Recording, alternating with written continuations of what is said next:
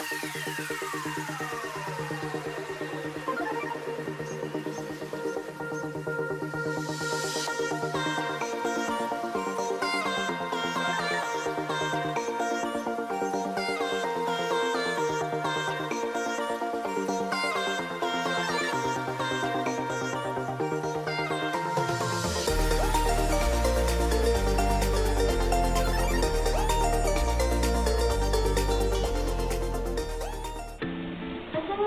warahmatullahi wabarakatuh. Perkenalkan, saya Maida Zamirwati dari program studi PGSD Fakultas FKIP Universitas Profesor Dr. Hamka. Sebelumnya, yang terhormat Bapak Bubar Ahmad MPD selaku dosen pengampu pada mata kuliah Pendidikan Kewarganegaraan, kami berterima kasih kepada Bapak yang telah memberikan tugas ini kepada kami sehingga kami mendapatkan ilmu baru yang berguna di masa depan kami. Untuk selanjutnya, mari kita masuk ke materi.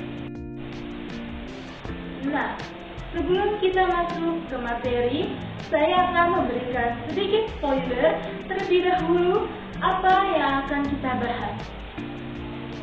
Materi yang akan kita bahas terdapat 5. Yang pertama adalah pengertian konstitusi, yang kedua jenis konstitusi, yang ketiga fungsi konstitusi, yang keempat, karakteristik konstitusi di Indonesia sebelum dan sesudah reformasi, dan yang terakhir adalah mengapa mahasiswa perlu mempelajari konstitusi.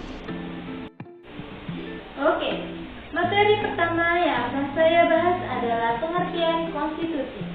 Apa sih itu konstitusi? Apakah ada yang tahu? Sepertinya ada yang sudah tahu dan belum tahu nih. Yang sudah tahu selamat ya, yang belum tahu jangan berkecil hati. Yuk, merapat. Jadi, konstitusi adalah hukum dasar yang dijadikan sebagai pegangan dalam penyelenggaraan suatu negara yang bertujuan agar negara tersebut dapat berjalan stabil dan makmur. Contohnya yaitu Undang-Undang Dasar 1945. Pembahasan kita yang selanjutnya atau yang kedua adalah jenis konstitusi. Konstitusi memiliki 2 jenis, yaitu secara tertulis dan tidak tertulis. Secara tertulis berarti kumpulan aturan-aturan pokok dasar negara dan tata negara yang tertulis di dalam sebuah kitab. Contohnya seperti Undang-Undang Dasar 1945, Undang-Undang Dasar Sementara, dan Undang-Undang Dasar RI. Secara tidak tertulis, yaitu aturan-aturan yang tidak tertulis dalam sebuah kitab. Contohnya seperti aturan-aturan dalam adat dan istiadat. Pembahasan atau materi kita yang ketiga adalah fungsi konstitusi. Adapun fungsi konstitusi yakni sebagai penentu dan pembatas kekuasaan, sebagai pengatur hubungan kekuasaan antar organ negara, sebagai pengatur hubungan kekuasaan antar organ negara dengan warga negara, sebagai pemberi atau sumber legitimasi terhadap kekuasaan negara ataupun kegiatan penyelenggaraan kekuasaan negara, sebagai penyalur atau pengalih kewenangan dari sumber kekuasaan yang asli atau rakyat kepada organ negara, sebagai simbol pemersatu, sebagai rujukan identitas dan keagungan kebangsaan, sebagai pusat upacara, sebagai sarana pengendali masyarakat, dan yang terakhir adalah sebagai sarana perekayasa dan pembaharuan masyarakat. Pembahasan atau materi kita yang keempat adalah karakteristik konstitusi sebelum dan sesudah masa reformasi. Karakteristik konstitusi sebelum masa reformasi memiliki sifat yang berubah-ubah. Hal ini dikarenakan penyesuaian konstitusi pada saat itu. Contoh, pada periode tahun 1945, Indonesia menggunakan Undang-Undang Dasar 1945 sebagai konstitusi pertama di Indonesia yang dibuat melalui perundingan di bawah naungan PPUPK dan PPK.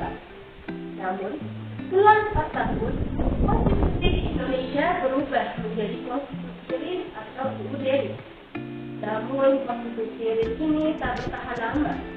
Konstitusi RIS ini hanya bertahan 1 tahun di Indonesia, hingga pada tahun 1950. Pada tahun 1950, konstitusi di Indonesia diubah kembali menjadi UUD 1950. Konstitusi UUD 1950 lama kita di Indonesia, yaitu sekitar 9 tahun lamanya.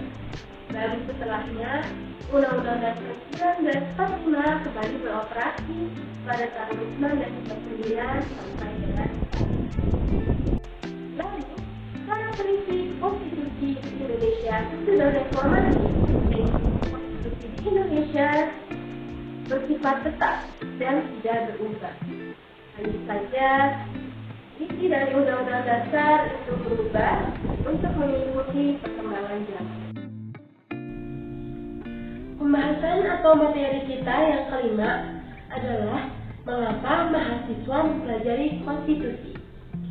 Mahasiswa mempelajari konstitusi agar mahasiswa paham tentang konstitusi negara Indonesia, sehingga mahasiswa diharapkan terhindar dari perilaku masyarakat yang tercela. Contohnya seperti penyogokan, korupsi, penyalahgunaan kekuasaan, dan lain-lain saat terjun langsung ke dunia masyarakat. Dari pembahasan ini, kita mendapatkan kesimpulan.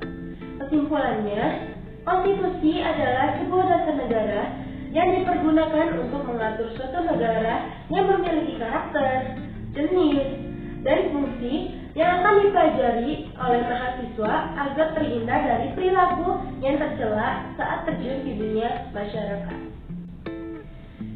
Sekian video presentasi saya pada materi konstitusi dan konstitusional Indonesia ini. Semoga pembahasan kita menjadi ilmu baru bagi kita semua. Kurang lebihnya mohon maaf. Terima kasih. Wassalamualaikum warahmatullahi wabarakatuh.